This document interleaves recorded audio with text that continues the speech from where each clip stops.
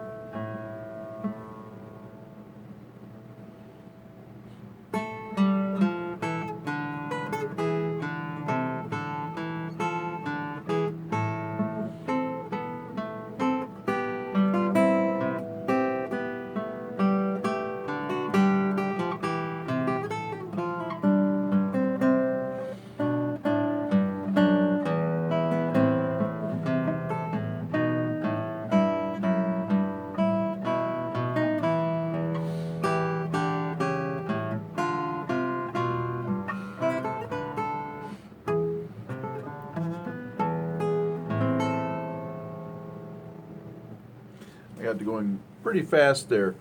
At the end,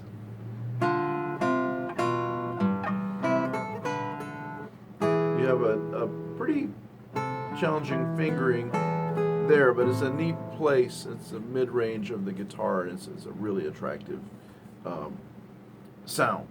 So this piece, I played it actually at a faster tempo than I planned, but that's fine. That worked out well, and I'm going to slow it down a little bit.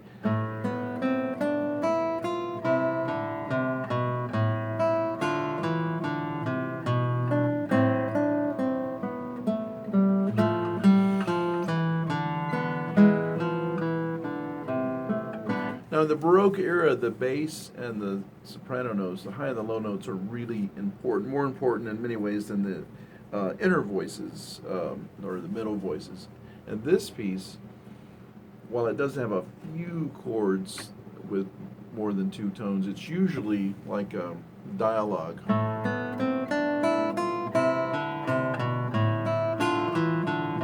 Between two main voices, the high and the low. That's very typical of Baroque. It's note against note, counterpoint.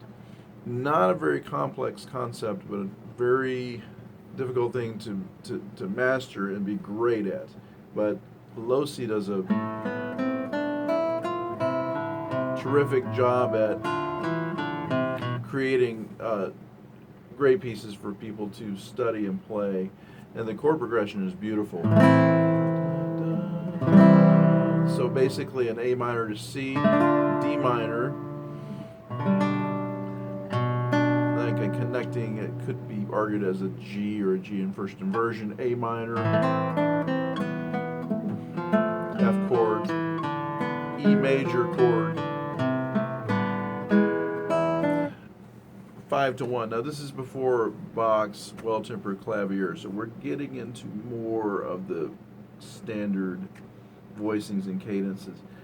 Speaking of cadences, at the end he has an E7 chord in first inversion, a dotted rhythm, A minor, and a nice trill there in the footnote. It shows you how to do that with the 32nd notes.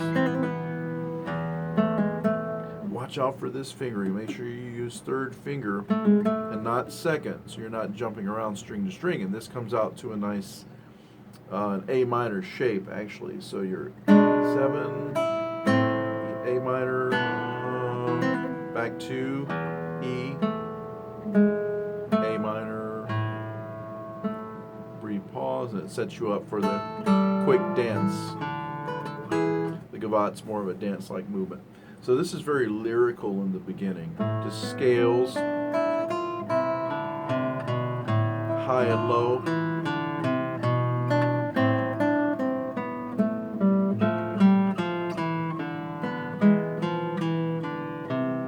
I really like the idea of free strokes in this, and you don't need these overpowering rest strokes. I mean, you could highlight some notes, but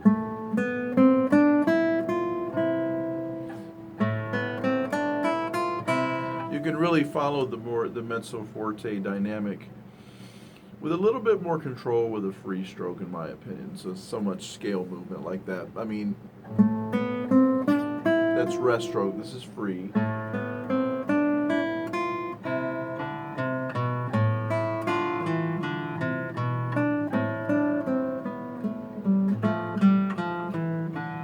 There is a mezzo forte, and that's really the only dynamic he gives.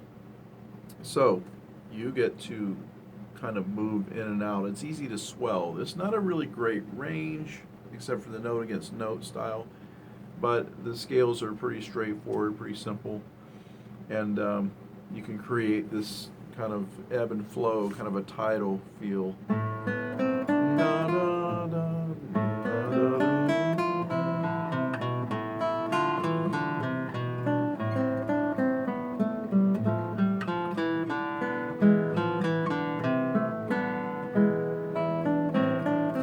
Stretch the beat a little bit in that interpretation, but Baroque can be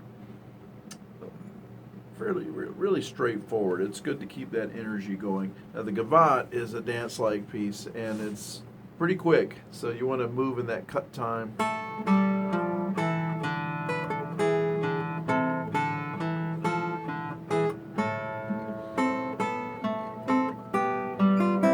Watch out for this counterpoint here. You're on the third string and the first string, walking down, open, thumb on the third string, and then you're going to the second finger on the F natural, settle on the C chord there. A lot of people do this, they see the second finger. You're not necessarily thinking second fret, or you better not be, but you are still gravitate toward that, but you have to adjust.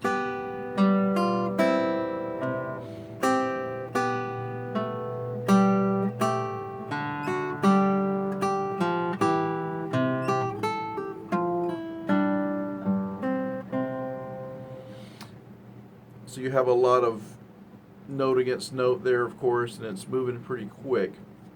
So just understand which voice is more prominent there, and bring those things out, because it's really wonderful. You have a lot of syncopated rhythms here with the quarters against the halves, and then you have your tied notes, and the second half same way, just a little bit of a change in the bass line.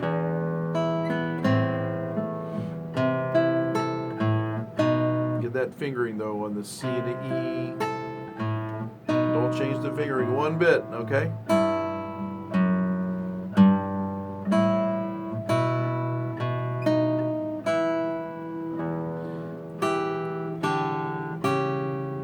Really excellent bass line there.